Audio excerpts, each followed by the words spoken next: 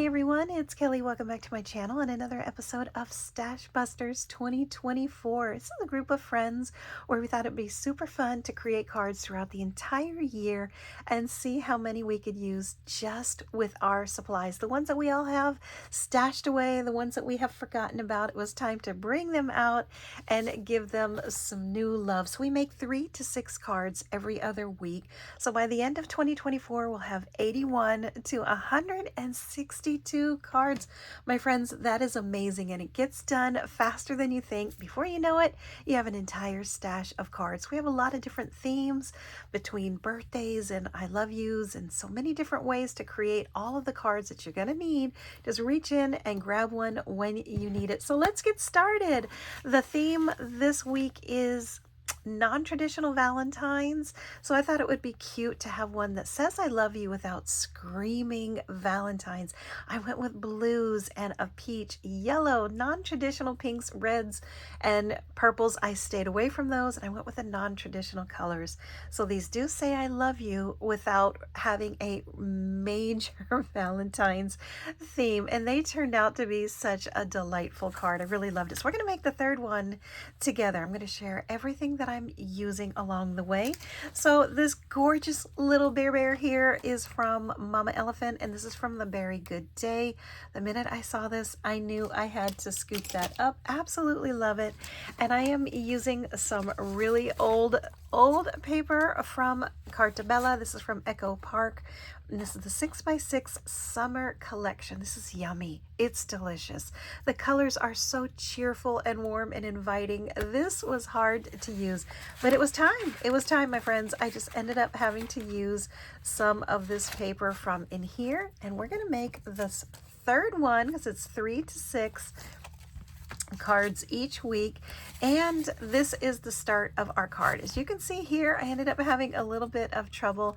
I had to stop filming in the middle of this, so I'm picking up where I left off, and all we missed is me putting the base on this card. My friends, this is the only paper that I have left.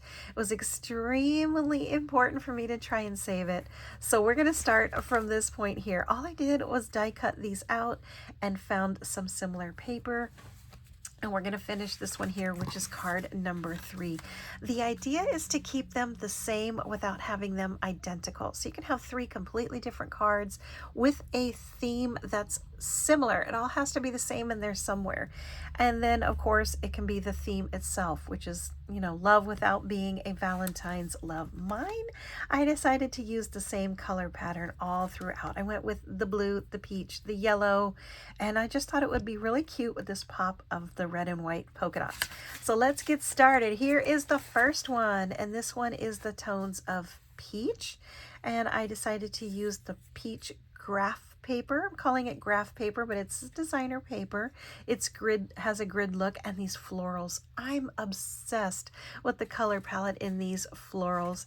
So I decided to use this little bear and put the peach flowers with the peach paper here.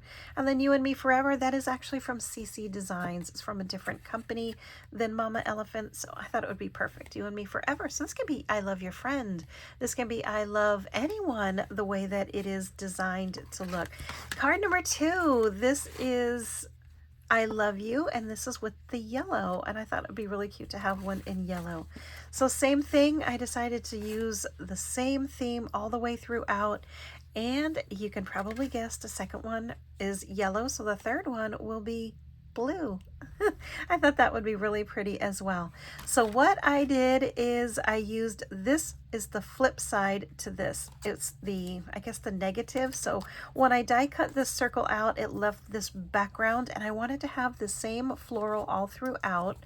The opposite side to this, let me see if I can show you really quickly before this glue dries, is the actual grid. So it's the same. So I could have had all 3 the same, but then I wouldn't have had this blue floral. I wouldn't have had this beautiful floral. It's the last sheet, and I really wanted the florals to be here. So what I decided to do is put the florals on this one, and then dug through the stash and found a grid graph paper looking one so that it would all have a same theme. You could definitely see that they're in the same family. All right, if you got all of that, we're going to start gluing this down. I'm going to use a little bit of this glue here, and, or maybe not. Let me see. Yep, here we go.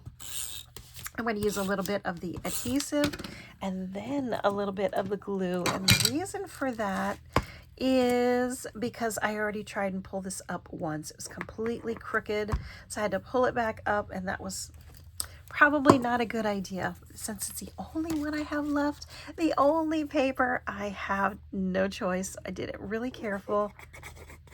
Hey, what's happening to my glue? I just used this a little while. Okay, that's what's happening to my glue. I have glue on my glue. So yeah, I guess I should check the top. All right, let me see. Let me open this back up again. These little glue pins are amazing. There we go. This is a brand new bottle, so okay, we're having some technical difficulty this morning with my glues, and I love this glue. Highly recommend it. It is a fantastic glue, and I got it from scrapbook.com. Okay, that's a little bit thicker than I wanted it, so I'm going to try and mush that out just a little bit. There we go. That's all you have to do. Now, for some reason, in all of my card making journey, the hardest part for me, believe it or not, is lining things up.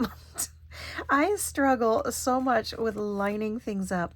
I had a wonderful, wonderful comment from a viewer that asked, why do I leave such a big border around my card? And first of all, that is a fantastic question. So thank you so much for asking that. It really shows that someone other than my family is watching my videos. Just kidding. But what I love so much about this big border is that it just gives a different look to your card. It has a different visual. I do sometimes go all the way up to the end, just like this here. Love how this card turned out. This is going all the way up to the edge, so you can see here the difference of what she was asking. The border stops here, and you have this huge space around it, and then this one goes right up to the edge of the card.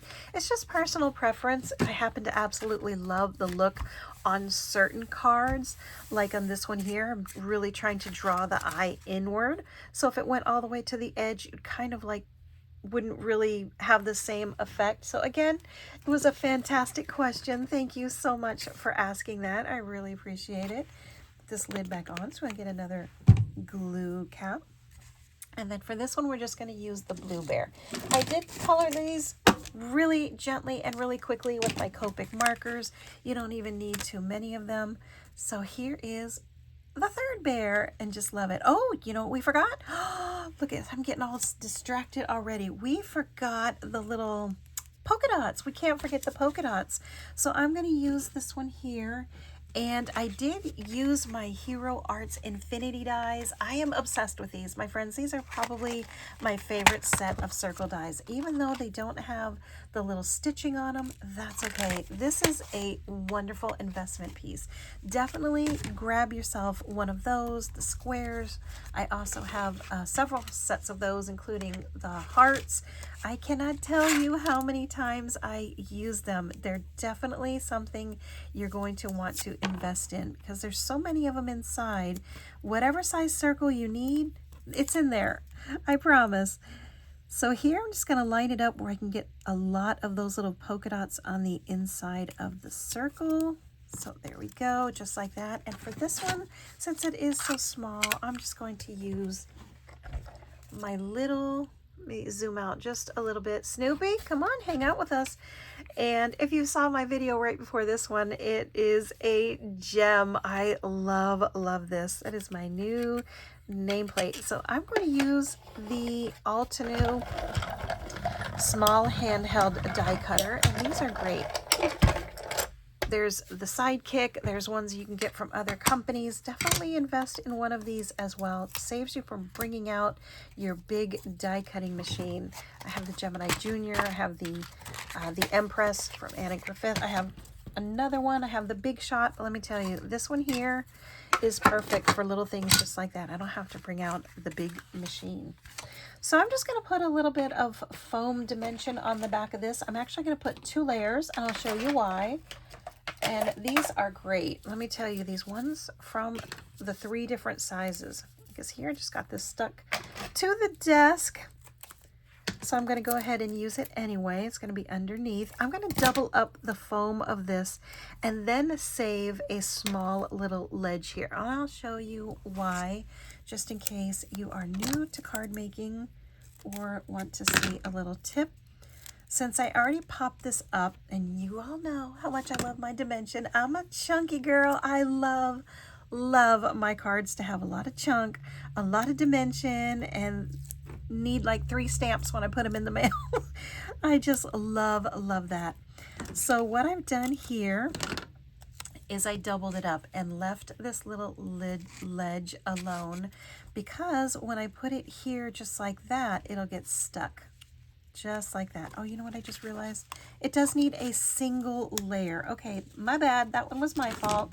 I thought it was one already on there. So I'm going to use 1 layer on this little ledge. And again, we're leaving a little bit of space right here. So you can see the 1 layer and then the 2 layers. And the reason for that is there's already 1 layer of dimension on this one.